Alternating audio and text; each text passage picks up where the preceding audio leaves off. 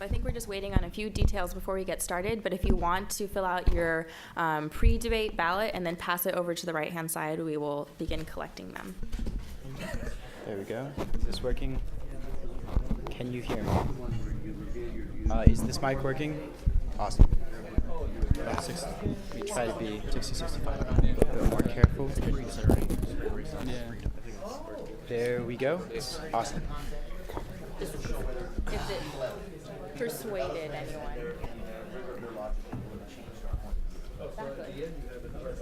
Logic. We judge the winner based on We only argue the on change. feeling and emotion.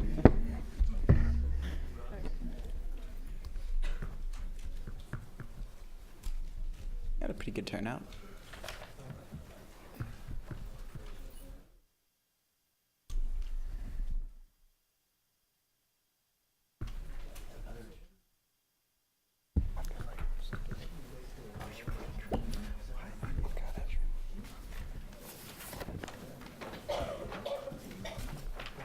No, stop it.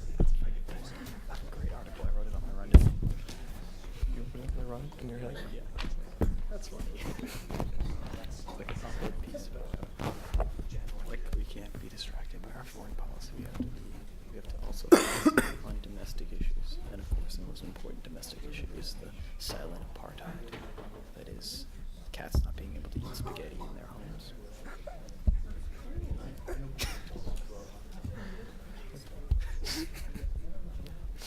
You're gonna do this to me. How many people just make me laugh came out last time? About 100. That's great, man. I wish I was on 30, 12, slash funny. 15, That's not a 3, I think that's 7, 30. No, that's intelligence. Spaghetti cat is intelligent. Have you seen that video? Yes. My favorite is monkey running backwards and riding backwards on a pig. I'm counting on Nice to meet you. We got about 60 You audience probably members. get on the I'm doing Okay, well, it looks like we are ready to get started. So welcome, everyone. Thank you for coming out to the Baker Institute Student Forum Spring 2011 debate. I am Lauren Baba, president of the Student Forum, and I'm very pleased to be moderating this debate. So the topic for today is resolved. President Obama's policies have had a negative impact on the job market in America. So we have 4 representatives from the Rice Young Democrats and 4 representatives from the Rice Conservative Forum. And so we will be having 2-minute opening remarks from each of the teams. And then for 3 different segments, we will be having each team have 4 minutes for remarks and 1.5 minutes for cross-examination. I thought it was 3-minute opening remarks, 2-minute conclusions. Oh no, it's always been 2. Okay, that's fine. Oh, God. Okay, well, 2 to 2:30. Entire debate ruined. Disaster. so there will be grace periods built into them, so I will try to give you enough time to fit in as quickly as possible. Thank you. I will be, yeah. Okay, so to begin with, the Conservative Forum, you have 2.5 minutes for your opening remarks. Great. Okay, according to the National Bureau of Economic Recovery, the recession ended in the first half of 2009, shortly after Barack Obama took office. So just take a look at the numbers at what's happened in that time. In the past year, which is entirely within his presidency, unemployment is now at 10.2%, according to Gallup, down a little bit from 10.3% a year earlier. The number of discouraged but not working people is still at 2%. The number of people who are only part-time who would like to be at full-time is still at 9.7%. And the number of people who are underemployed, that is, they're in lower quality jobs, pay less, have worse benefits, worse working conditions than what they are trained to do, is at 19.9%, a little bit up from 19.7% a year ago. That's about 40% of our nation is affected by a crappy job market. So there are 2 ways to fix this. One is through the creation of wealth. We can allow the private sector to engage in large amounts of trade and innovation, which creates wealth and thus enhances the aggregate demand. The second is through artificial demand from the public sector. This results in a destruction of wealth, as I will shortly illustrate, as opposed to the private sector method, which creates wealth. So when you have a job, and the amount of work that you do is more than what you are paid for, then you are creating wealth. You sustain both your job and other jobs. When you have a job that has negative value added, that's the term used to describe this, where you do give less value than what you're being paid, wealth is destroyed. Most negative value jobs are predominantly within the public sector because very few people willingly pay more than what they think they're getting. Once you take this concept of value added into account, it destroys most of the Keynesian models that fuel the great counterfactual of how bad things could have been. They fall into ruin once you look at the effect of the total wealth in the economy and its creation or destruction. So essentially, what the expansion of government does here in this situation is we're borrowing from Peter to pay Paul, but Peter 30 charges a seconds higher remaining. interest rate. 30 seconds. So you're fighting the laws of economics, and eventually the hammer will fall. So it will hurt both our present and our future. The solution then is to pursue wealth creation by limiting spending, government size, and regulations. Barack Obama has done the opposite, so we must conclude that he has had a negative impact on the job market in America. Okay. Acting in the face of adversity has always been considered noble, not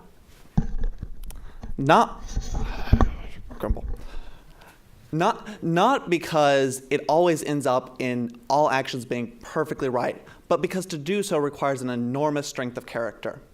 Faced with the largest economic downturn since the Great Depression, Barack Obama came into office having to confront fiery conservative opposition and an unsteady market in his efforts to try and stabilize the economy. After working through these first two and a half years, Barack Obama and his policies have helped bring more than 1.6 million jobs back to America, have sustained 12 consecutive weeks of economic growth, and have helped months of economic growth, and have helped stabilize consumer confidence. The first key element to do so was the fiscal stimulus. Now, the fiscal stimulus helped put money back into the hands of individuals who had been shocked by the loss of their jobs through no fault of their own, had helped states continue to pay for the services which had been abruptly underfunded because of falling tax revenue, as well as helping invest in long-term job growth through new basic research and policies, and avoid painful spending cuts which would exacerbate a continuing recession.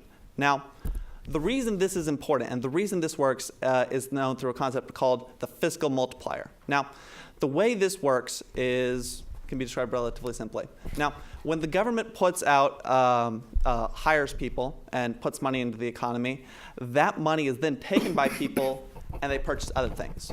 The sellers of that purchase more things and more things. Now, what this causes as you pile up means that first federal dollar helps add more than that just $1 to the economy because of how it propagates through the economy. 30 seconds. It's like getting extra value out of used clothing. You know, you pay for the first amount, but you can keep getting value out of that through additional owners. Now, Obama has helped revolutionize and rebuild the regulatory structure and start the economy during its darkest hour. And so we believe that Obama has, in fact, had a positive effect for the job economy and not a negative one. Okay, thank you. We'll move on to our first section, which is on government spending. The Conservative Forum now has 4 minutes.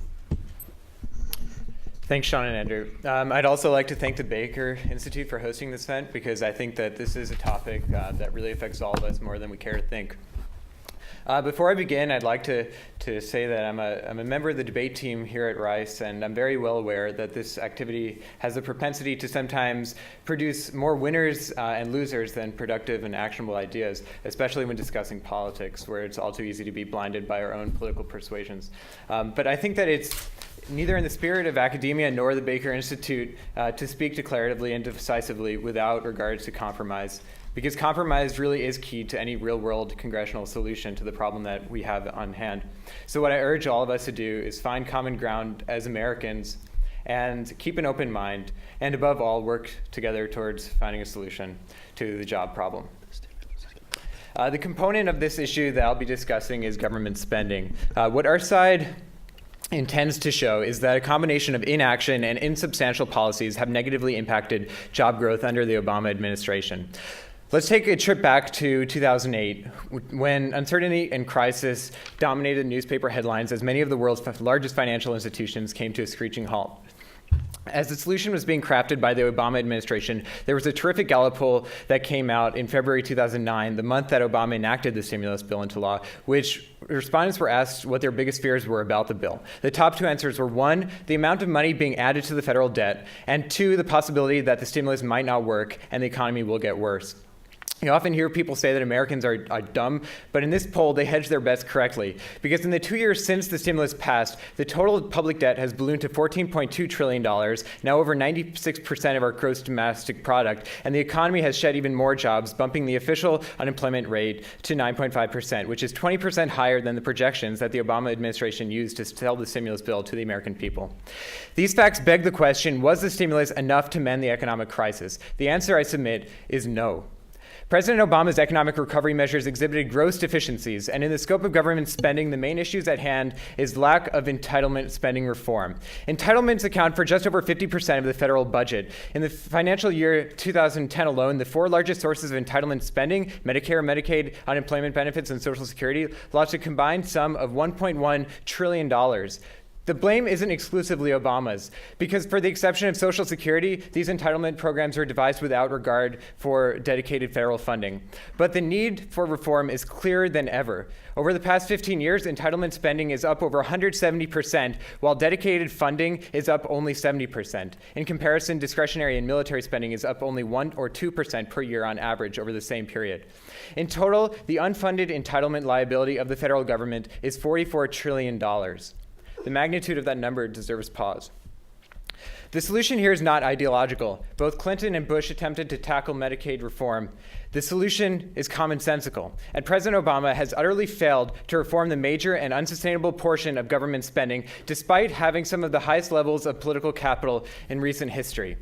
The solution our side proposes is to restructure some Social Security, Medicare, and Medicaid by focusing on growing revenue and increasing efficiency. This method takes into account the various constraints on entitlement reforms, money that nearly 100 million Americans have grown accustomed to. First, on Social Security, we propose to increase the retirement age from 67 to 72, decrease benefits marginally by 5 to 10%, and increase slightly the Social Security tax rate. Next, we need to restructure Medicare and Medicaid based on the information we have about our aging population, unhealthy lifestyles, and then incentivize efficiency by reforming the legal and education system. Just one example we propose is tort reform, which the Congressional Budget Office estimates would save the U.S. $54 billion in just 10 years. 30 seconds. What was Obama's solution? The stimulus bill, a bill whose enormous cost was only rivaled by its outrageous imprudence, a bill that spent $295 million for every hour that Congress had to read and debate the bill before voting on it. It's no wonder that the economic recovery did not account for entitlement reform. The long-term consequences to running an unsustainable deficit are alarming and relate directly to job loss. My counterpart, I suspect, will skirt around the stimulus bill's deficiency by raising 2 points. First, that the stimulus bill was needed in order to ward off a greater recession, and second, that the stimulus bill fell short of its full potential due to President Bush's failed policies. Thank you. Notice that these answers are non-responsive Sorry, have to cut you off. and non-responsive to our claim that the stimulus bill failed. Okay, thank you. And now we have a minute and a half for cross-examination. I'm gonna do that.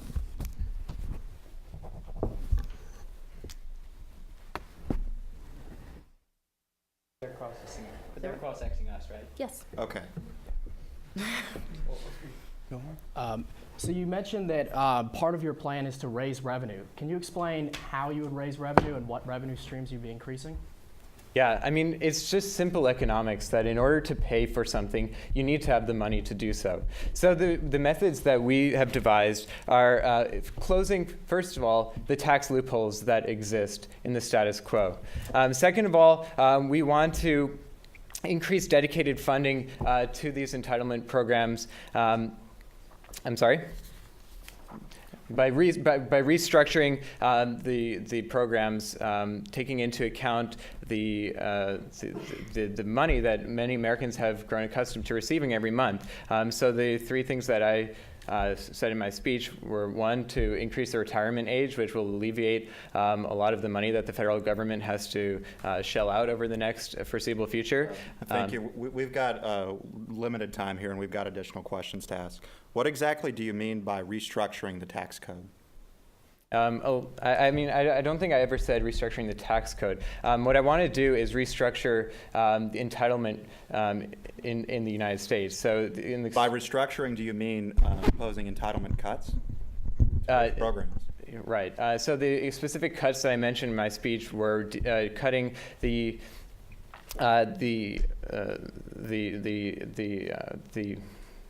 tax rates and increasing the tax rate and decreasing slightly the benefits from Medicare and Social Security that people currently receive. 30 seconds left. Okay, so you said to reform Medicare and Medicaid, you want to cut waste and improve efficiency. How do you specifically plan to do so? Well, one of the specific examples that we gave was to increase efficiency by enacting tort reform. Currently, doctors. Do you have anything in addition to what you said in your speech? I'm sorry? Anything in addition to tort reform as far as improving efficiency? That's actually all we have time for. Okay, now 4 minutes for the Young Democrats. All right.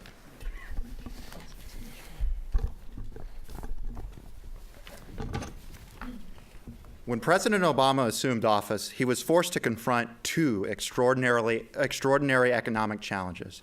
First, the worst economic downturn since the Great Depression, and second, an enormous fiscal burden caused by irresponsible policies during the last decade. In the face of a catastrophe that was not of his own making, Obama brought the economy back from the brink. And despite what the opposition claims, Obama has begun to lay the foundation for a more fiscally responsible future. By spending on economic recovery in the immediate term and simultaneously working to resolve the long-term deficit problem, Obama's policies have had a positive impact on the job market. Before Obama signed his first bill, the seeds of the deficit crisis had already been sown. In the last decade, conservatives in Congress passed fiscally irresponsible tax cuts and financed two wars without paying for them, turning America's surplus into a massive deficit.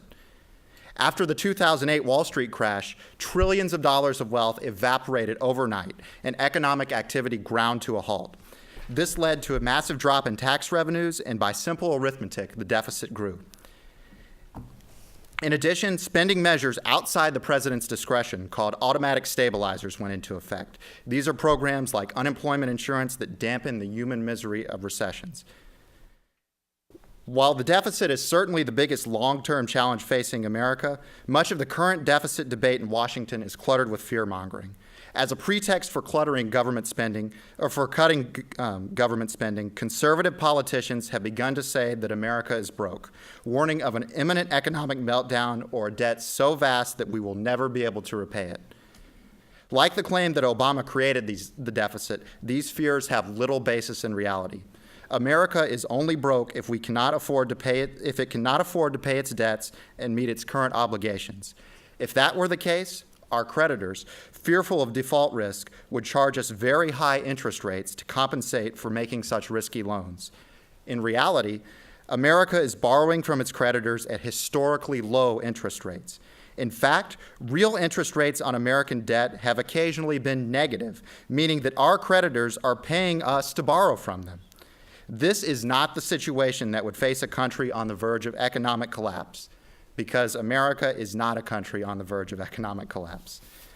Now, although the current deficit situation is not nearly as bleak as our conservative opposition would have you believe, the challenges it poses for our long-term fiscal future are enormous. Healthcare spending is projected to grow rapidly, and as Eli said, federal entitlement programs are unsustainable in the long run. These are the real challenges to the deficit, and Barack Obama is in fact meeting them. Healthcare reform is an enormous step towards stabilizing medical spending. Obama has also supported tax reform that would close loopholes in the system, enhance revenue collection, and spur growth. To address non-health federal spending, he proposed a 5-year non-defense spending freeze and created, in spite of conservative opposition, the Simpson-Bowles Commission, which suggested innovative ideas for constraining the deficit, including by addressing entitlement programs. I'd like to briefly turn to the negative impact that cuts to entitlement programs can have on the economy. Premature fiscal austerity in 1937 reversed Roosevelt's economic recovery measures and sent the economy spiraling back into a downturn.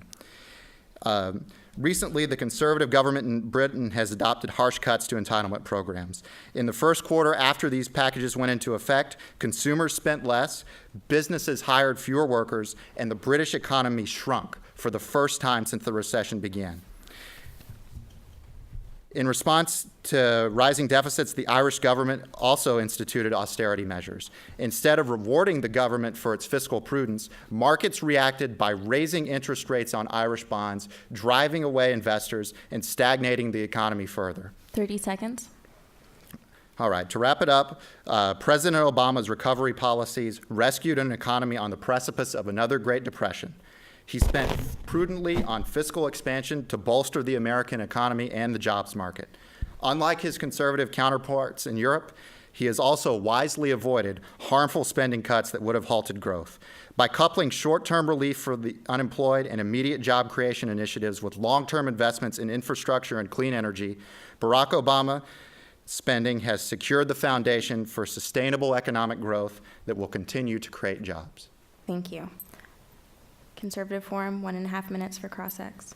Okay, I guess we don't have too much time, so let's go a little bit quickly.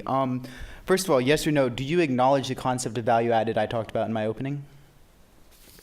By value added, you mean Yes that, or no? The concept that if you, Yeah. okay, thank you. we have some issues with your definition, but yes. Okay, second of all, do you think it is more potent than the multiplier effect, or less? Once again. Less Okay, in that case, if it's more potent, then I have a question. Why don't we can solve unemployment? Why don't we pay everyone who's unemployed to dig holes and fill them back up again?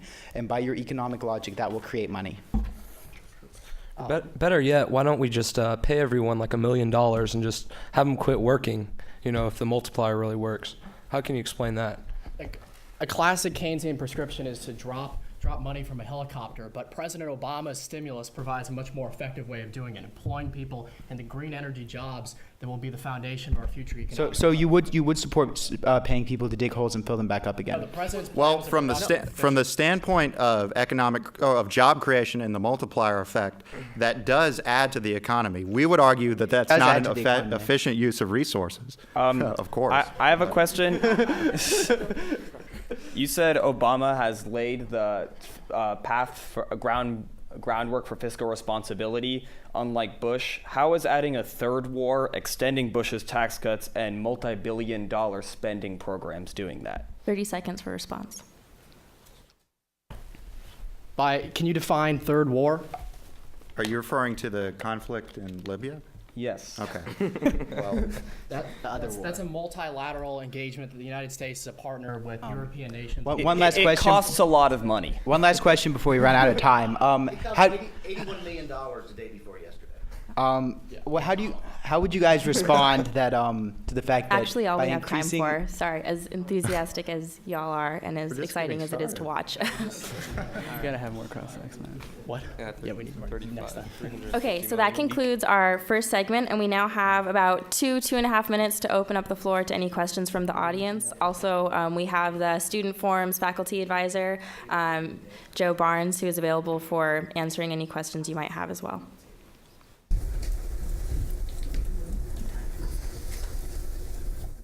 No question. Yes. Okay, so conservatives mentioned the tax cuts that Obama passed, right?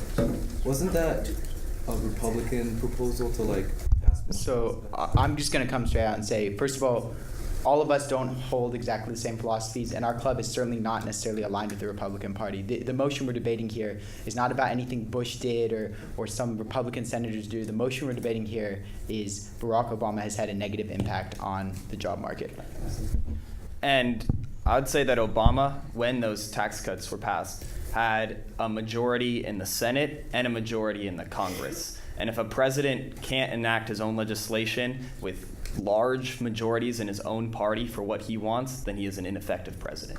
I'd like to respond to that point. Unfortunately, the conservative opposition in the United States Senate has established 60 as the new 50. You need 60 votes to pass most substantive legislation. He once had 60 votes, and he squandered his political capital. Let me clarify, Sean, please. He had 60 votes from August till January. What were you saying, sir?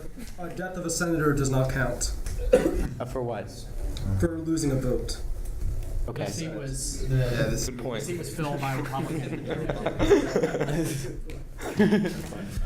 And Democrats established 60 as the new 50 under Clinton, and Clinton was able to legislate his policies. That's Yeah. actually Well, not we're gonna historically let one accurate. more There were audience member ask a question. There were Real more quick. cloture motions filed in 2009, 2010 than during the entire 1950s and 1960s. Karthik. Okay, so I have a question about Ireland and Britain. You talked about cutting spending, but your policies have been enacted in Ireland and Britain and lots of European economies, and there has been negative growth. So how And do you Latvia, by the way. justify that? So one thing Is a case example of austerity. One thing that I did say is that the stimulus is essentially putting off the pain. It's a temporary artificial demand that causes a reduction in wealth in the economy that long term will come back even worse. So even though fiscal austerity may hurt in the short term, it's better to take the medicine now than later because it's going to prevent it from being much worse later on. The economy will grow much more if we bite the pill now than if we let it sit and fester, because that lingering debt crowds out investment, that prevents private investment in, say, entrepreneurs who create Now I jobs. ask a question. Interest rates are close to zero, right? How can federal spending crowd out private investment if interest rates are close to zero? Because if Every model I have seen discussing so-called crowding out, the mechanism by which crowding out occurs is rising interest rates. well, that is not the mechanism. That's not the mechanism. You Took the words right out of my I'm going to mouth. say that people have a fixed amount of money that they're willing to invest, and if they don't have the option to buy it in government bonds, then they will invest in perhaps companies, particularly entrepreneurs who create lots of jobs. But you're saying that they're choosing bonds they're choosing bonds at essentially zero interest rates rather than investing in the economy. That's your argument. Yes. That's called a liquidity trap. Okay. I don't understand, how can that crowd out private sector investment? They don't want to invest in the private sector no matter how cheap the money is. Well, once again, if the government's not offering bonds, then you can just put it in your bank and you can get the same rate, essentially the Right, same and they rate. wouldn't be investing in And then the banks would then go and invest it, rather than investing it in the government, which does not go and invest. Okay, I think we're gonna cut it off there and maybe. But I have one quick nasty question for the Democrats too. Okay, have at it, Joe. If it's so great that we had a stimulus in 2008, right?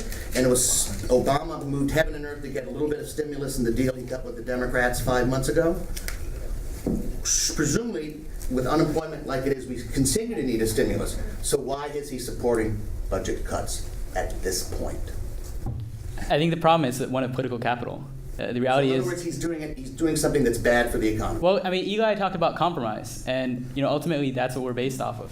And if to compromise, you have to include some bad ideas. Sometimes that happens in the legislation. That's the sausage making that Otto von Bismarck talked about. Reining in the long-term deficit does have a positive impact on the economy, and I would say there is room for bipartisan compromise on that issue. I hope there is. So you both believe in the confidence fairy? In what? I'm sorry. The confidence fairy, the magic fairy that comes when budget deficits go down, everything's good. No, I'm not. I can't speak for Kevin, but I'm not advocating that that's something we believe. That's something in compromise. That's something you have to give into, right? That's the nature of the legislative process. Okay, well, I guess if anybody has remaining questions from this segment, jot them down and we'll try to address them at the end of the debate. But for the sake of time, we will move on to the next segment, which is government size. And once again, the Conservative Forum has 4 minutes for remarks.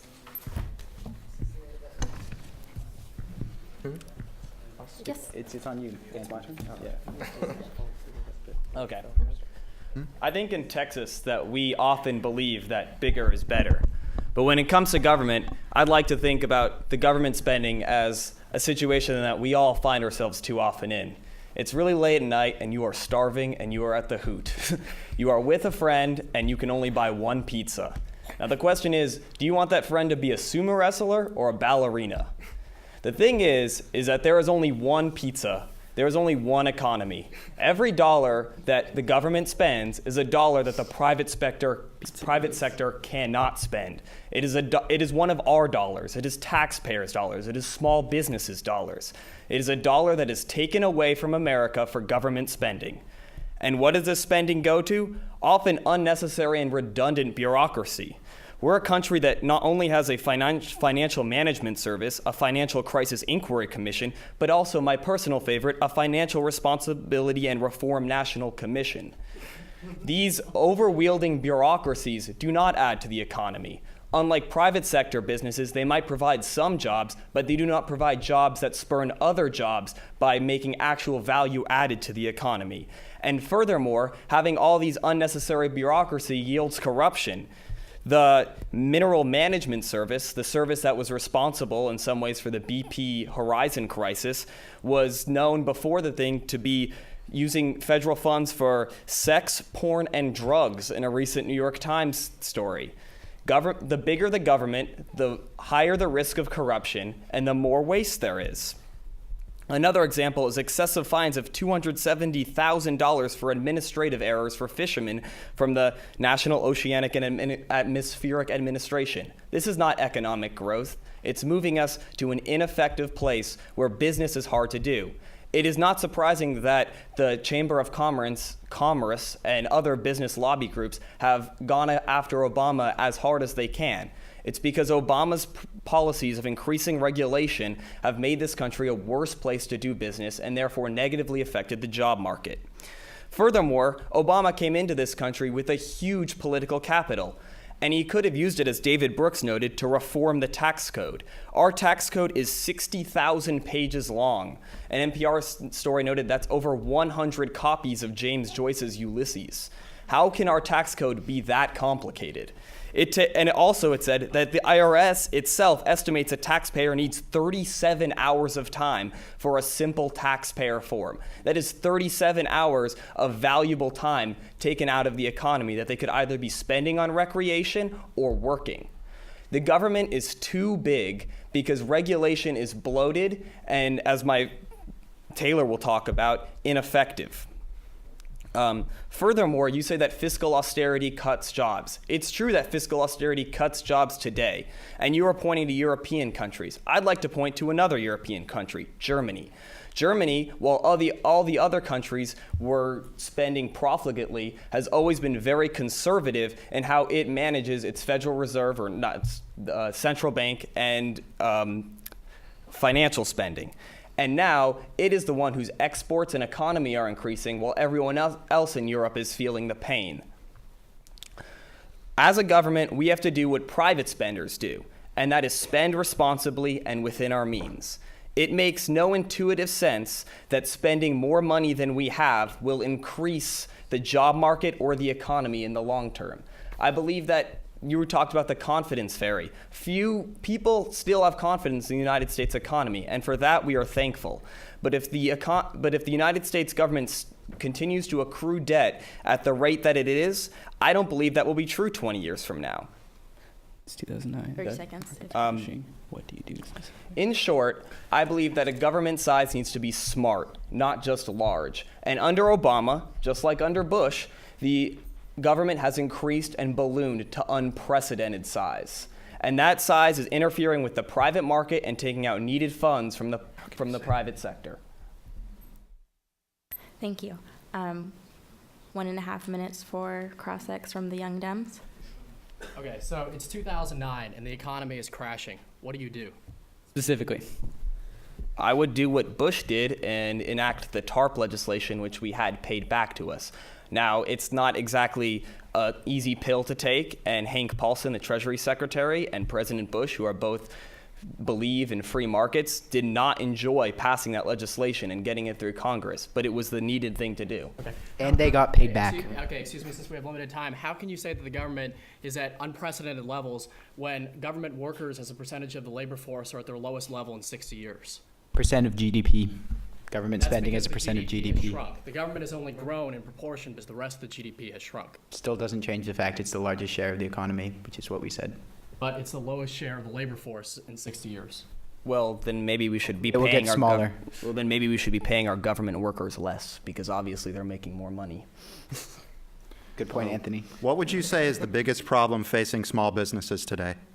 I would say a business climate in which people are afraid to invest because they do not believe that their government can guarantee the economy. Well, according to a survey by the conservative organization called the National Federation of Independent Businesses, small businesses across the country were surveyed, and they identified sales, a demand-side shortfall, as the biggest problem facing businesses today. Can I note that by having positive value-added jobs, which creates wealth, you raise the aggregate demand. So yes, demand is the problem, and the way to fix it is by generating more wealth, not less. 30 seconds left. I would ask the Democrats that we are a country that... This is our question. So I have a question. Specifically, how do you create wealth? Specifically, 2009 markets crashing, how do you create wealth to address this demand shortfall?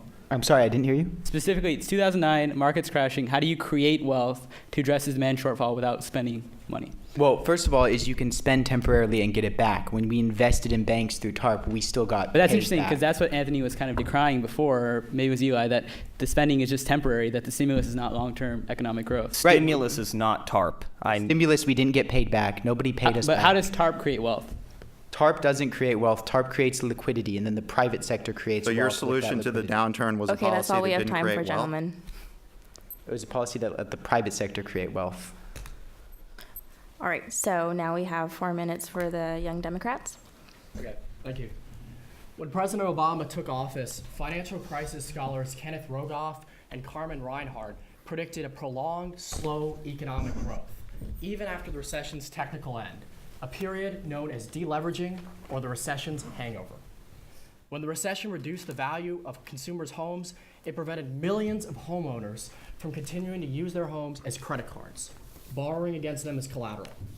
After home values tumbled, credit tightened, and consumers diverted spending to paying down debt, which reduced demand for goods and services, contributing to what Rogoff and Reinhart predict will be high unemployment until 2017. Faced with this reality, President Obama took immediate and decisive action. Signed in February 2009, the stimulus, or the American Recovery and Reinvestment Act, responded to what small businesses cite as their most pressing problem: low consumer demand.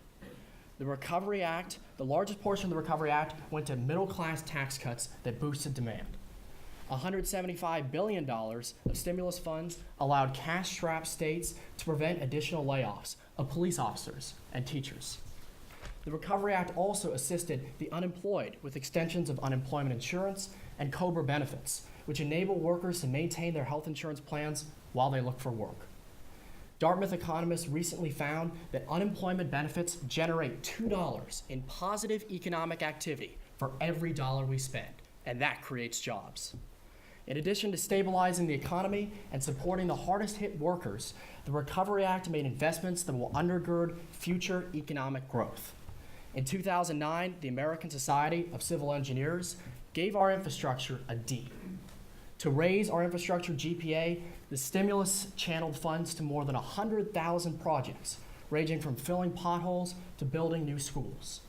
These projects provided a critical boost to construction workers who faced a 25% unemployment rate after the housing bubble burst. From infrastructure projects to clean energy grants, the federal government intervened to solidify the job market at a time when private corporations did not find it profitable to create jobs. And for all the Rice students here who are involved in the biomedical sciences, like our friend Rahul over here, the stimulus grant provided $8.2 billion for the National Institutes of Health for disease research, putting future Rice graduates to work. Following the DARPA-NASA approach that nurtured innovations like GPS and the internet, which we all like to use, the Department of Energy apportioned some $90 billion in stimulus clean energy investment funds to create a competitive grants process that funded the first electric car factories in Michigan. With private capital on the sidelines, the federal government stepped in to establish the foundation for private sector green jobs for Rice graduates. To gauge the job impact of the Recovery Act, let's consider this state, where Governor Rick Perry, a noted stimulus critic, used stimulus funds to pay down 97% of Texas's budget deficit. That prevented thousands of layoffs, keeping teachers in the classrooms and cops on the beat. The three leading private economic forecasting firms and the nonpartisan Congressional Budget Office all found that the Recovery Act increased jobs and fueled GDP growth. Their findings were confirmed by a recent International Monetary Fund study that estimated that the Recovery Act saved or created 2.7 million jobs.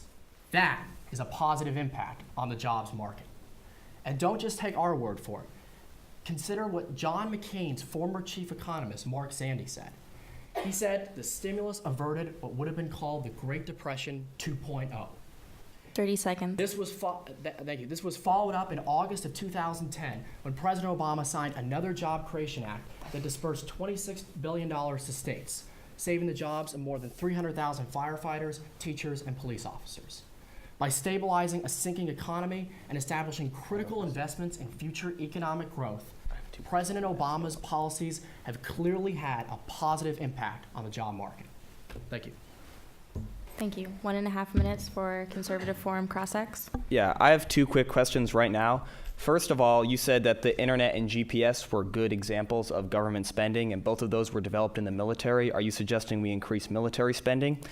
And second of all, I would like to ask, do you feel that state governments such as New York and California are effective governing agencies at the moment?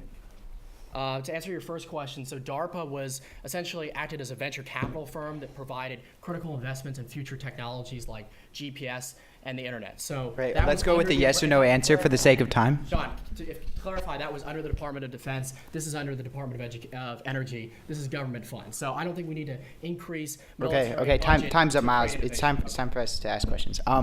So just, you're talking about all these models, about all the jobs that would have been saved, everything that could have happened. It's the great counterfactual. You referenced Mark Zandi. I happen to know that Mark Zandi's models do not take into account the concept of value added and the total net effect of wealth. Particularly, you can look at Robert Barro from Harvard University. How do you counter that this model is highly inadequate against particularly the writings of Robert Barro, who's one of the most influential economists of our time? So when we look at economic models, they depend on the input variables. It's all about how you set the parameters. And when we look at this, we see that the three leading private forecasting firms, which provide advice to America's leading corporations, all found that the stimulus created jobs and boosted the economy. We can look at one economist, or we can look at leading firms that advise America's largest corporations. I side with the private forecasters. Okay, so once again, the private forecasters forecasted for a very specific period of time in the recession, but past, say, I think July of 2009, then that kind of becomes irrelevant. So how would you justify the continued spending after the economic climate has changed when those same private forecasters say that it is then a drag rather than an addition? Furthermore, how do you counter the value added, which you still have not addressed? Well, with regard to the unemployment situation, I think we can make a pretty good case that for continued intervention. The situation, while Obama addressed it and has helped to stabilize the situation, it's far from where we would like it to be. Exactly. We still have millions of Americans who are out of work, who continue to need help, and the President's economic stimulus plan has been one major step toward moving us toward normal employment, but we need additional stimulus. Then why not all pay them $50,000 a year to Actually, dig all the holes and time fill that up we again? have for Cross-Ex. That's not feasible. The President's plan is more productive and efficient. Thank you. Okay, so now we have, well, what's scheduled as 2 minutes for audience questions, but I'm sure that it will go longer. So, yes, Kenny. This question is for the Rights Conservative Forum. Correct me if I'm wrong. Your argument is government regulation kills jobs, reduces job growth. Is that a fair characterization? I would say bloated and unnecessary regulation. Obviously, we need some regulation. Yeah, not all of it. Well, no, I'd actually venture to say all regulation does hurt job growth. It can't really be. You can't support it on economic grounds, ultimately. So, using that premise, then can you explain to me why that after President Obama signed financial reform, we had 12 months of job growth, but during Bush II's first term in office, after substantial deregulation in the market, we actually had negative job growth? And two, can you please explain to me, based on your premise, why the two greatest economic collapses, economic downturns in U.S. history were followed immediately immense periods of deregulation. The Great Depression, the Roaring Twenties was a completely deregulated era, and this current one, while during the 60 years of what we call the regulatory period, none of the recessions came even close to the economic catastrophes of these two. We're not arguing for no regulation, we're arguing for smart regulation and little regulation. I would say that some of the deregulation took under Bush, Clinton, Reagan was not smart, and it wasn't even that it was not smart, it didn't take into account technological advances and changes into the financial sector with new, exceptionally complicated financial mechanisms. So I believe that we should have some regulation of these mechanisms, but not too much, like after Enron with the Sparns-Oxley bill, which killed business. Right, I'm also going to say we're about to address regulation, so we're about to get there. This is very regulation-centered. We're about to get there. Thanks, Sean. Yeah, perfect. And actually, we're going to try to keep questions as short as possible and then answers as succinct as possible to So maximize you'll hear very audience soon. participation. So, yes. Okay, my questions for the Rice Young Democrats. You seem to commend Obama for all of the measures he's taken in the short run and how many jobs he's created, but then you end your speech by saying the reason why Obama's had such a positive impact is because he has the ability to solve the problems in the long run. And then you identify that we will have unemployment problems until 2017. So which of Obama's measures do you see really have the propensity to solve the economic conflict and prevent rising unemployment in the next 6 years? So, as we mentioned, the stimulus takes a twofold approach: immediate job creation, focus on building the foundation for long-term growth. Now, there's no way we can guarantee we're going to have a prosperous future, but by investing in education, like the president did through the Race to the Top, by investing in green energy jobs, those are the sorts of things that we can do to ensure a more productive, sustainable economic future. In the short run, the president helped the unemployed. He worked to help create jobs in terms of infrastructure, improving our crumbling roads, and that's a way he created jobs immediately. And I'd like to add that the reason Reinhardt and Rogoff speculate that the unemployment will be so high for a sustained period is because of the nature of this recession. This was no ordinary recession.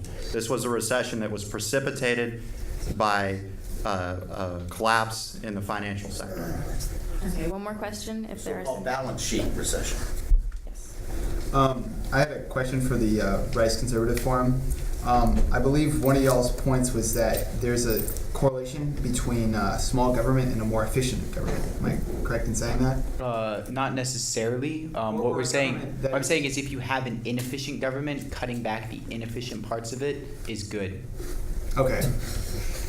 Well, Yeah. okay. Question. But what I get the sense is that since you're talking about small government, wouldn't it make more sense since it's very difficult to cut the size of government, if you ask people what they want to cut, they never seem to find anything. And wouldn't it make more sense just to try to make it more efficient? While making it more efficient is definitely a good thing, cutting it would be better. And there's only one president in recent history who had the political capital to do tremendous amounts of cuts and tax reform and government cuts, and that was Barack Obama. And he squandered it on Obamacare, which we're about to savage. Wow. And Dodd-Frank. Fantastic lead into the next segment. All right, so that brings us to our third and final section, which is regulation. Conservative Forum, you have 4 minutes to go at it.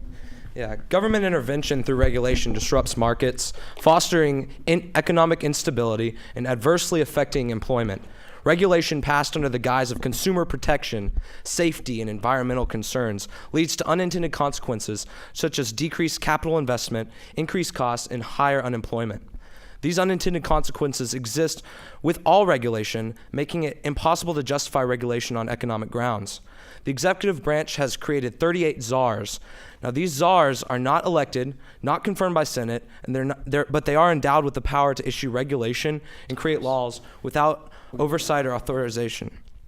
Now, these regulations profoundly impact our lives and intrude on our freedoms and adversely affect our financial and economic circumstance.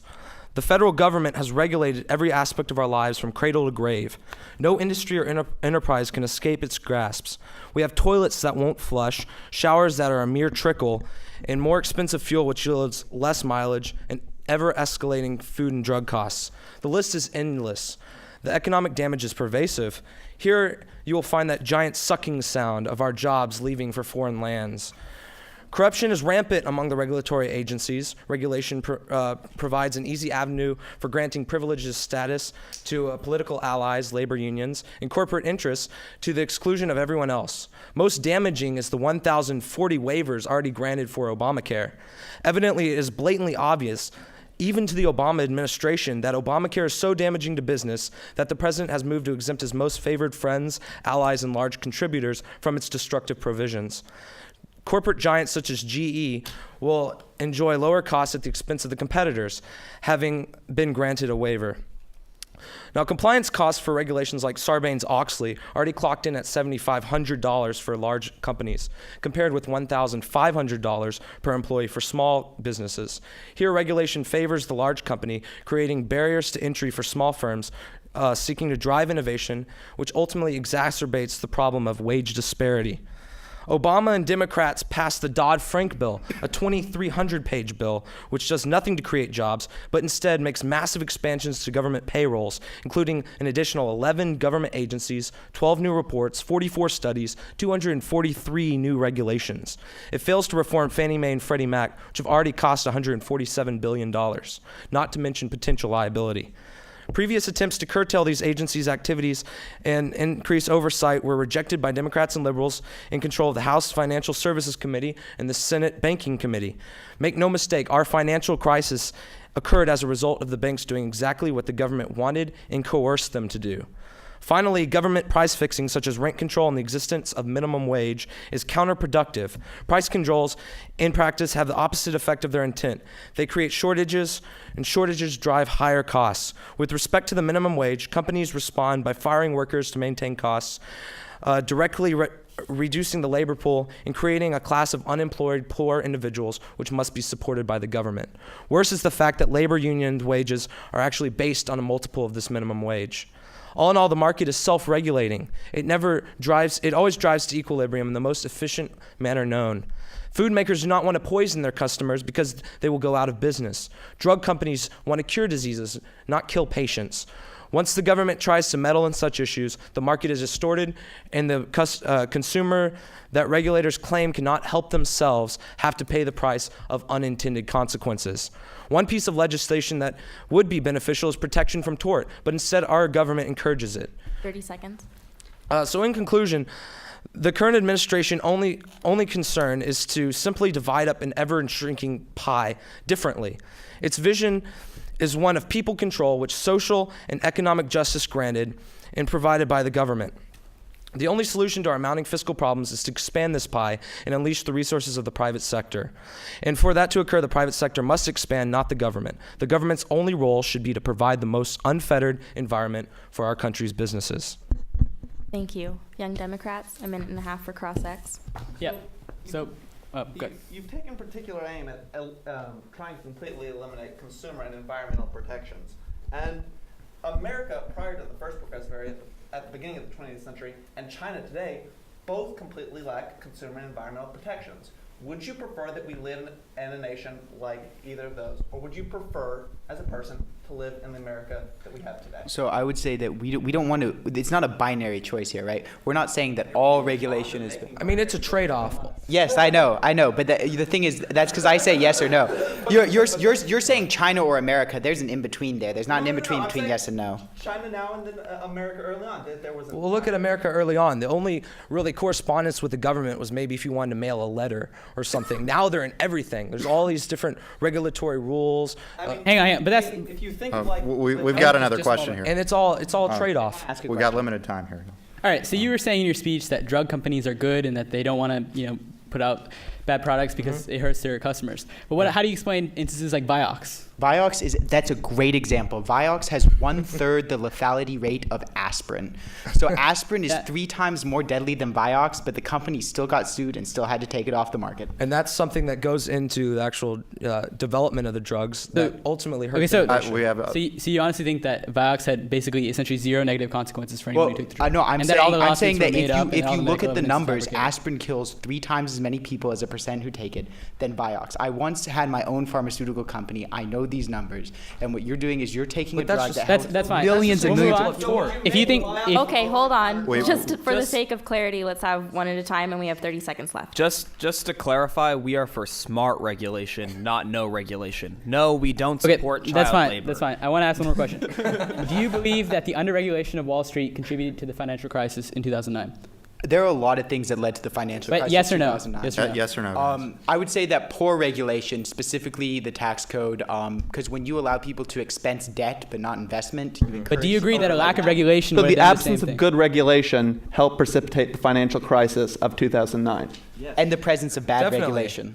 Okay. No, actually, I'd say not the absence, but the presence of bad regulation through the tax code. I mean, just the regulation where banks had to give loans to people that couldn't pay them. That made it that much. ultimately was the That's cause not of it the all. Okay, hold on. So that's unfortunately. Okay, well, made it more beneficial. To blame the black people theory for the financial crisis is not a good one. Okay. We are not racists. Mr. Barnes. This is what he's talking about. It's a theory that because they were trying to help poor people, was it Fannie Mae? Which was it? Fannie Mae? Fannie Mae and Freddie Mac. That they gave all these bad loans basically to minorities, and because they gave bad loans to minorities and they went south, the entire economy. Not to minorities, but people who didn't display an ability to pay back those loans. Well, perhaps we can address this in the Q&A afterwards. Yes. Nobody made Lehman Brothers buy the securities created by those bad loans. Nobody made Lehman sell it to another company. In other words, private sector companies, it may have been crap, but they took it and sold it like it was. And the tax code let them expense it. And yeah. And They're I'm sure we pressured. could go on for much longer, but for the follow format, Bush's problem. yeah. Community Reinvestment Act. Yeah, the Community Reinvestment Act. Okay, so now, Hey guys. Our moderator would like us to Sean, continue. everybody, we're gonna cut it off right now. It's been fun to listen to everybody. It's been going really well, but before it gets out of hand, we just need to finish the last few segments, and then Q&A can get as nasty as you want it to. But yeah. So, young Democrats, you have 4 minutes for your remarks, and then we'll do cross-ex. Yeah, so the issue and scope of regulation is in many ways at the heart of what government's all about. The very essence of the government's mandate is to protect that which the markets cannot, whether it be preventing lead paint in children's toys or a clean environment. It prevents the market from equilibrating to a point that's actually detrimental to society. Ultimately, in the aggregate, government regulation is a powerful means of societal progression. The failure to issue sensible regulations not only hurts American workers, it hurts our competitiveness in the years and decades to come in this global marketplace. Well-designed regulation can prevent businesses from ignoring external costs that they don't directly face. When businesses pump CO2 into the air, they're not receiving any costs from that. That's called an externality, and that's something that needs to be fixed by government regulation. There's no other way to do it. And the reality is that good regulation can actually promote market innovation. This is not just me pontificating. This has actually been backed up by reports from CERES, the National Resource Defense Council, the Political Economy Research Institute. All these institutes have published reports demonstrating, for example, that just by the EPA's regulation of fuel economy standards for cars, you can create 150,000 new jobs by 2020 for American workers. Total unemployment by these same reports, by capital improvements, once again mandated by the EPA, Environmental Protection Agency, has been estimated to create 1.5 million jobs over the next 5 years. And if that isn't job growth, I don't know what is. Over the last couple of years, we've seen a tremendous failure in the deregulation system based in the financial meltdown of 2009, the subsequent, the prequel, the mortgage crisis, and as well as the BP oil spill. All those are perfect examples of major crises that were brought upon by deregulation advocated by a series of successive conservative administrations promoting deregulation. And deregulation of our financial markets in particular has tremendous implications to the job market as a whole. If you think honestly that, sure, regulation may inhibit job growth on a micro level for some companies, but if you're ignoring the fact that we had an 8 million count job loss because of this financial meltdown, because of a lack of regulation, if you think that that's good for jobs, then I don't know what to tell you. Because the fact is that this Dodd-Frank financial reform legislation will prevent those crises from happening again. And that's the power of regulation to promote job growth in the decades and years to come. Healthcare reform is kind of the same way. It's a tremendous area of regulatory progress. Not only have we established a moral standard, universal healthcare, ending pre-existing conditions, but it also has plenty of economics benefits as well. You know, our very own Baker Institute fellow, Dr. Vivian Ho, gave a talk at the Jones School earlier this month, and she presented a great paper demonstrating that the crippling cost of rising healthcare, the burden that it places on small businesses, stifles growth, and that stifling will only increase as they rise with the baby boomers needing medical care. And so, you know, not only does healthcare promote or control rising costs, it protects entrepreneurs, it protects small businesses, protects risk takers. If people know that they can get healthcare reform that helps them get, or health insurance, even if they leave their jobs, even if they start a business, that helps job mobility, that creates value, that creates wealth. That is an example of regulation that's good for jobs. You know, ultimately, you know, as our conservative colleagues might suggest, healthcare reform, you know, they'll say, okay, it kills jobs, it stifles growth. But the reality is that nonpartisan, independent reports by both CBO, the Congressional Budget Office, and Moody's Analytics have shown that the health reform bill has a negligible impact on jobs, so zero job loss whatsoever. And so, you know, this is not to say that all government regulation is efficient. It's not. There are a lot of stupid regulatory measures out there. I agree. There are a lot of loopholes in the code. But at the same time, no one's fighting over those stupid regulations. You know, President Obama is not going up there and saying these loopholes in our regulatory code are okay and that they don't need to be fixed. He's actually gone publicly saying that he's for regulatory reform. But at the same time, the real fight is over regulations that protect the safety of our financial system, of our environment, of our health, of our food and water. And that's the very essence of what civilization is all about. That is, you know, these sensible protections make sure that we as citizens are better off, neither victims to greed nor negligence. And for that, you know, regulation needs to happen. Okay, thank you. So now we have a minute and a half for cross-ex. Let's try to keep it quick and then also try not to speak over one another so the audience can hear. Okay, really quickly. Have you ever been to a DMV? I have. How can you still argue that we need more regulation, not less? Our government has made one of the most simple things of getting a driver's license into something incredibly complicated. And this extends throughout, I think, the entire public sector. Taylor? Yeah, so new regulation just made Duraflame logs. That wasn't a question. Yeah, was that a statement or a question? Yeah, let them answer. Let them answer. Okay. So that was a question? The question is, how can you justify it based on the inefficiencies, i.e. the DMV? Look, there will always be bad parts of regulation, things that slow us down during the day. But that doesn't mean that it's not better to have people licensed to drive than to let everyone, no matter their age, consideration, or any other capacity, drive the road. Okay, thanks. I am very glad that we regulate. I have another question. Time's up. How about let's not let the new perfect regulation? be the enemy of the good. How about new regulation that's making Duraflame logs have a tenth of the fuel that they usually have? Just going to wipe out the whole industry. Not to mention a light bulb factory that just got outsourced because of some regulation in Winchester, Pennsylvania. How do you justify this regulation? Incandescent light bulbs the anymore. costs. Was that an incandescent light bulb factory? Yeah, it was. Okay, well, compact fluorescent light bulbs are much more efficient. They're better for the environment and long-term. Yeah, but are you willing to suffer those job losses to send them overseas? But those jobs are not Apparently, lost. yes. Those workers can go work in factories. My for turn to cross-ex. fluorescence. But they can't. How do you respond to the director of the CBO releasing a report that Obamacare is going to cost 800,000 jobs? Okay, just No, enough that's time not for what a the report response. said. Can we respond? Young Dems, you Yeah. can respond and then we're done. So I've read this report. The report specifically says that there's a 0.5% contraction in labor supply, and that doesn't mean those jobs are lost.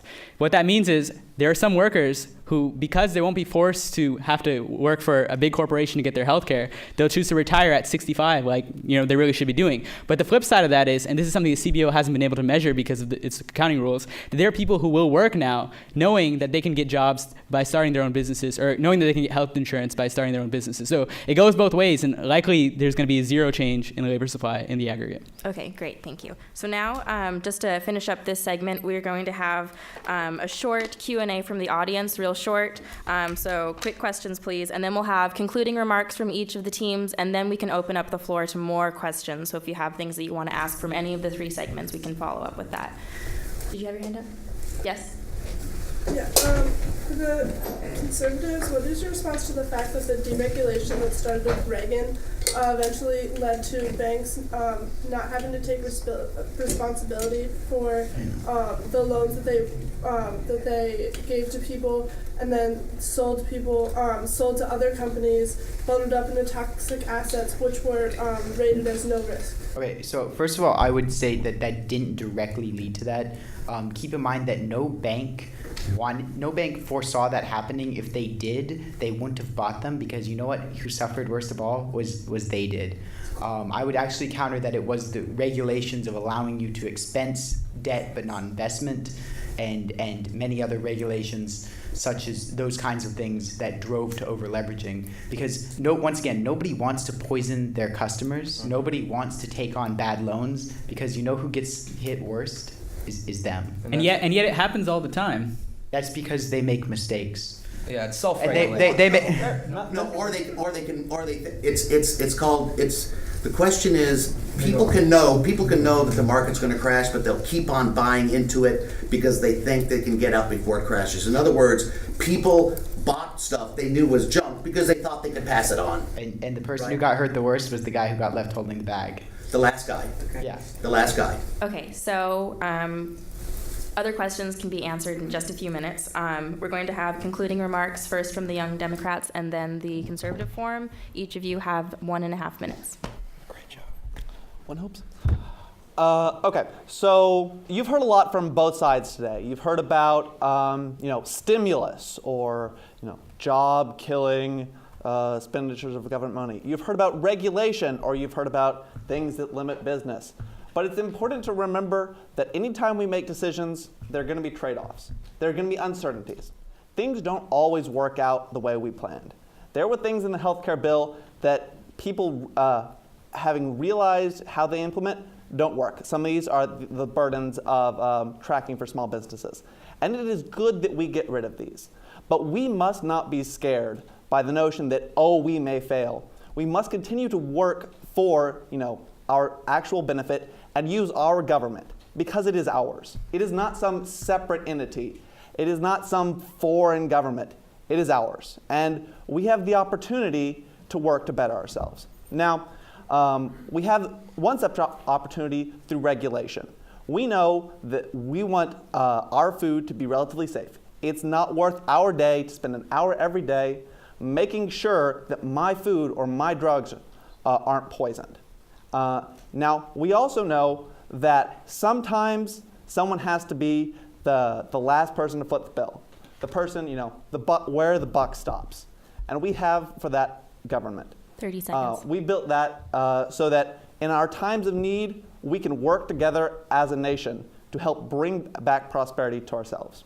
And we believe that we should not be fearful of government, but work to make it our government and tame it, and not be afraid. And through this benefit, we will help build a better society for all, better markets for all, and a better economy for all, and bring back American jobs.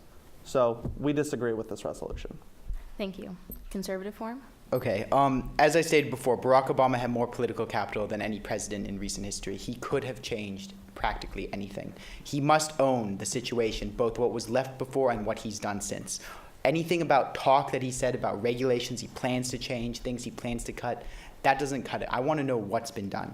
If you look at what's been done, you have a massive amount of spending and regulation that's massively burdensome to the economy. We have provided a direct path through value added as to how this decreases the amount of wealth, thus the aggregate demand, and thus the number of jobs in this country. They have not provided a direct path except for a multiplier, which they cannot account for why you don't pay people to dig holes and build them back up again. Eventually, the pain that we're postponing will come down. The hammer will fall. So we have the choice between a long-term cure or a continued addiction to government spending attempting to postpone the pain. As Eli noted, we've spent unprecedented amounts on many things that aren't very effective, a huge waste of money that could have driven the private sector. As Anthony noted, we have a huge government with tax codes that burden private businesses from creating jobs and create a tremendous amount of loss of wealth. As Taylor noted, we have regulatory agencies that, while well-meaning, don't get us wrong, we fully support many regulations. We don't want people dying of corrupted food.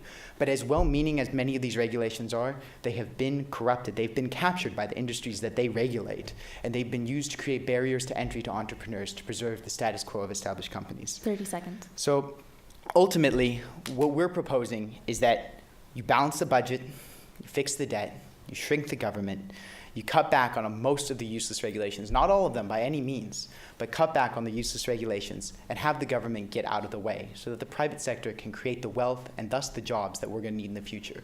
Barack Obama has opposed this, and thus he has had a negative impact on job markets in America. Okay, well, thank you. Quick round of applause for everybody participating.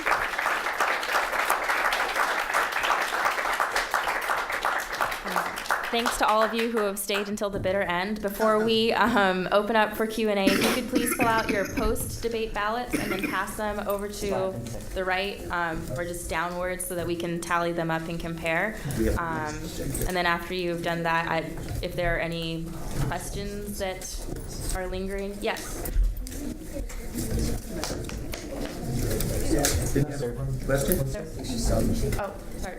Go ahead. Yes. I have a question. You guys touched on green jobs. The Democrats Obama was going to create green jobs. He ran on the platform of renewable energy, and then it turned to clean energy. So I'm wondering how we're actually creating jobs. You know, a lot of the components that go into these renewables, such as windmills, the components that drive those windmills, those are imported. The batteries for electric cars, that's also imported. I'm wondering, what exactly does it mean to create green jobs? I think that's kind of what's considered greenwashing, and to some extent, well, in other instances, we've zeroed out spending for research and development on petroleum, and we've moved that money to renewables. So that's something that the administration has done. That's a change. But I'm wondering, how does it create jobs?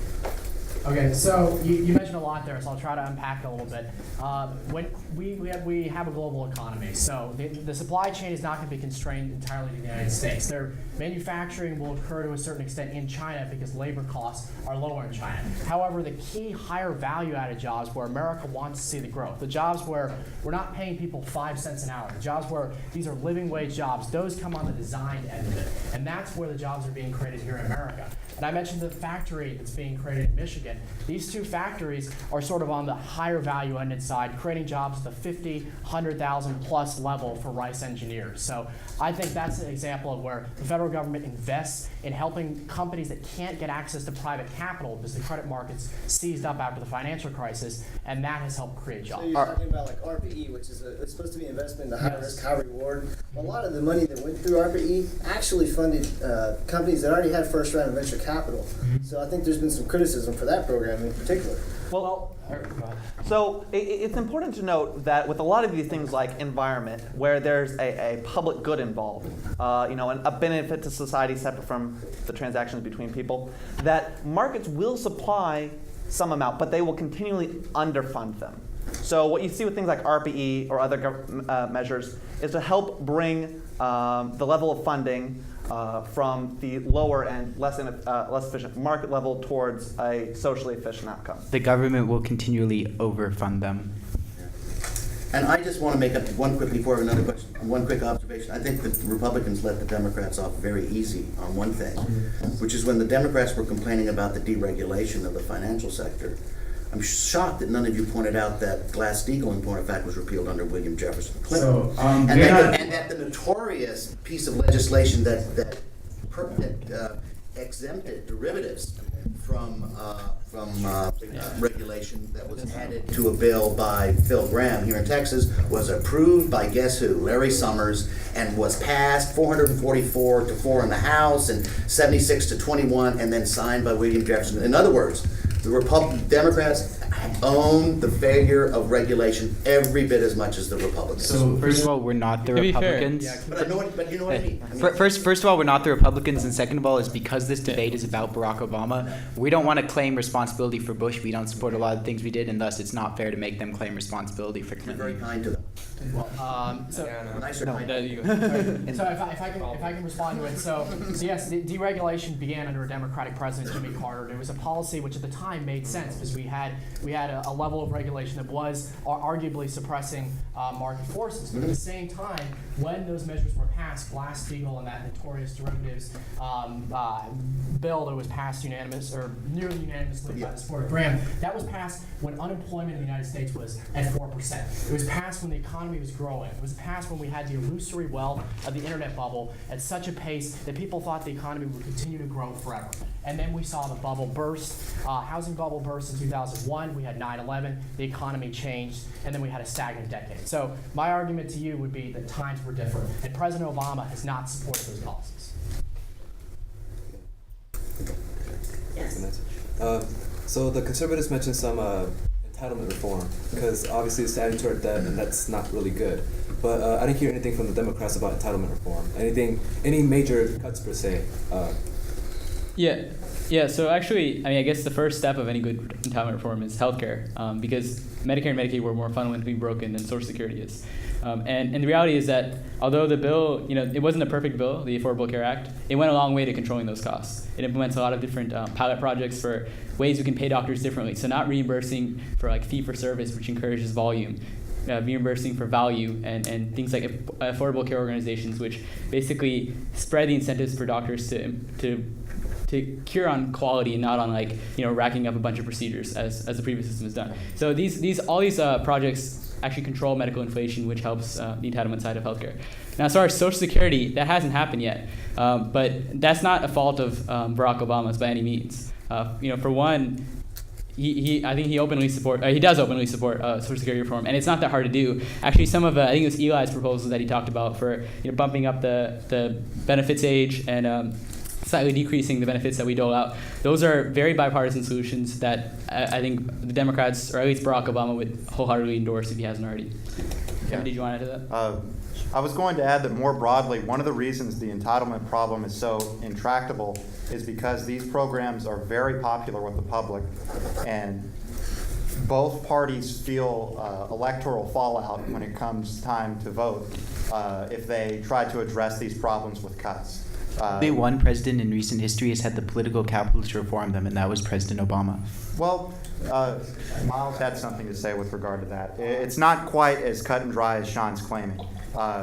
It's not so much that Barack Obama was a weak leader, it's that the office of the presidency itself is relatively weak, or at least it's weaker than a lot of people would have you believe. So, did you want to comment on that, Miles? Yeah, I was going to make the point that the office of the presidency, as Kevin was saying, is stronger on foreign policy, arguably, than on domestic policy. Because when it comes to domestic policy, the president has to answer to Congress, powerful committee chairmen who start the legislative process. Whereas on foreign policy, we've seen recently that Congress has abdicated some of that responsibility, giving more discretion to the president. So to have this sort of policy, to have the entitlement program, it needs to begin with Congress. And you had 60 senators and a huge majority in the House. For a very short period of time, as we mentioned, from August till February. That was a tiny period of time, and because of dilatory conservative tactics in the U.S. Senate, we weren't able to get many pieces of legislation passed. Did anybody try to do that? Any of the Democrats? No. Did conservatives succeed in doing that during the early 2000s when Bush had both No, House and they should and have. Senate? They should have. I'm not saying that they shouldn't have. I think they should have. Okay, well, I thought I saw a hand up of someone who hadn't asked a question yet. Yes. This is for the Democrats about the stimulus. So I looked up the sales figures for the Chevy Bolt, which you referred to earlier as an investment. It's about $300 a month, and it's been dropping a little bit. They plan making $100,000 over the course of 2 years. That sounds like, if the math keeps the way it is, it's going to be tens of thousands of cars sitting there not being sold. It sounds like a big waste of government money, if you ask me. Please. Okay, I can respond to that. So it has been a slow launch for the Chevy Bolt, but the Prius also had a slow initial run. The Prius has now sold hundreds of thousands of units, even though it still is subsidized. Now, we recognize this is an early stage. The Chevy Bolt may not be market viable, but cars that will come after it that are electric cars will probably be viable, and we need to start somewhere. So this may not be the optimal model, but we'll see. It's like the beta phase. It'll get better as it develops. Yes. I think it was for Tyler. Tyler, you were saying that with little regulation that the economy would reach to an equilibrium, and that would be more efficient. Mm-hmm. So how do you account for externalities? Well, I mean, externalities, they come as a result of basically regulation and... Well, no. Hey, stop. Deregulation. I'm sorry. Reworded that. They deregulation. Sorry. No, he misspoke. He meant deregulation. Deregulation. All right. Now I lost my train of thought. No, ultimately, like, you have a trade-off, though, okay?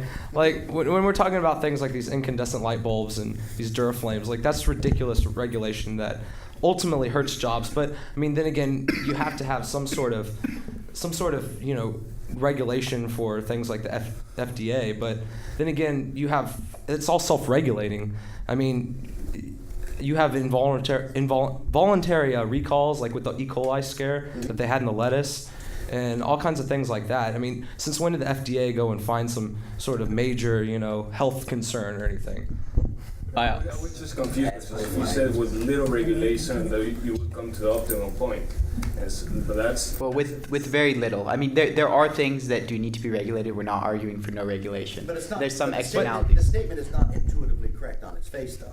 Wait, okay, what? well... Right, we just don't, I mean, it's not intuitively correct, is it? I mean, we don't know. Fair enough. We don't know which I'm statement. not saying it's wrong, but the statement that we could reach some equilibrium. Well, let me at least say that I think it's the government's responsibility with regulation to create an equal playing field for all businesses, to where there's not favoring large businesses over small businesses. Regulation, like it's a good thing in some ways. In some cases, yes, but if you look at our current regulation, most of it does not fall into that category. But yes, there are definitely cases where regulation is necessary. Yeah, and people who have the political alliances with Obama's administration are getting waivers and things, so they're not susceptible to those regulations. Okay, simply just because we've run so much over time, I think we'll conclude, and of course, perhaps discussion can be moved out to the Commons.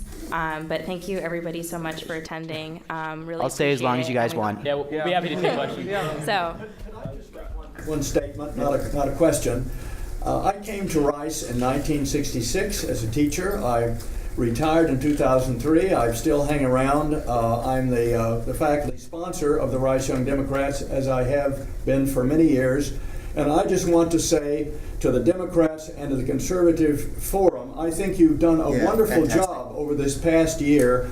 I'm extremely excited about what is going on here. I haven't seen it before since I've been at Rice. Two intelligent groups taking on each other in a public forum in a way that is exciting and informative, and keep it up. Yeah.